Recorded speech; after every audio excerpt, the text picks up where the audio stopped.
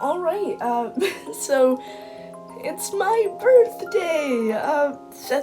Assuming, this hopefully gets uploaded by the time I want it to be uploaded. This has no script. I am just going based off of personal experiences and cartoons. Fun.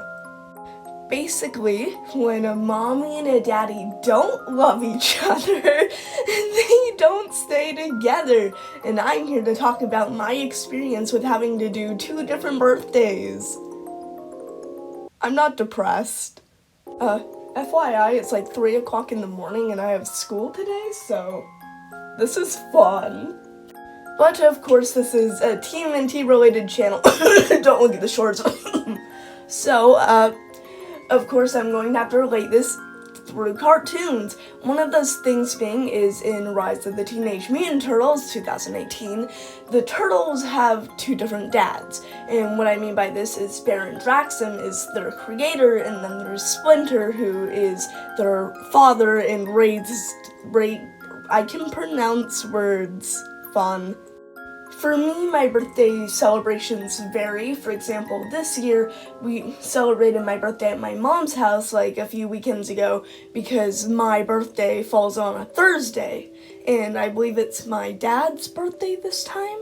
So, yeah, I get to celebrate it here, at my dad's house, and for the other half of the time, it's alternating. It depends on what day it falls on and who technically gets the quote-unquote holiday. But yeah, one of the biggest things I think about having split parents would be the different beliefs and ideologies that they hold, because when they split up, that's because they split because of their ideas and beliefs. Am I wrong? An argument gets in the way or something happens and they disagree with each other to the point where they just can't be together anymore. And I think that ties in really well with Splinter and Draxum because, while Draxum wants to eliminate the quote-unquote threat of the human race, Splinter rather would like to protect it, and that is how he was raised. He was raised to protect and defend, but he ended up rebelling, and that's how he got in the situation where his DNA was used to make mutant teenagers. Which is why I think I love Rise so much. They have so much representation, not just all of the obvious stuff, but they have little smaller details that helps the audience connect to the story that they're making, and it's honestly wonderful. So, fun.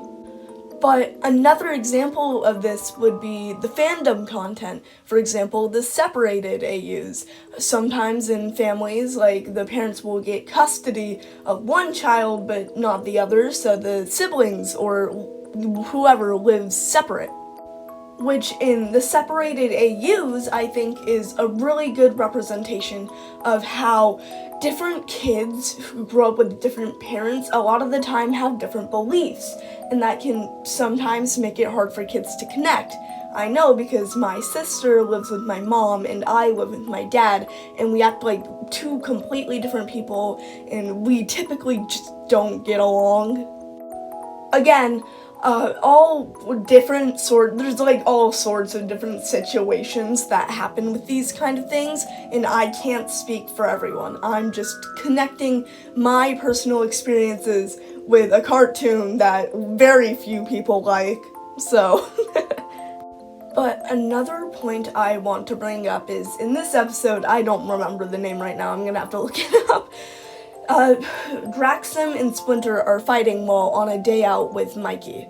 And basically this shows how parents' arguments can really impact their child.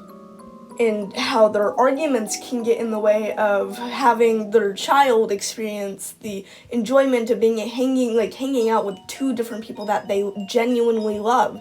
And it hurts so much when 2 people that you trust and you love and raised you have conflicting opinions about each other and clearly just don't get along.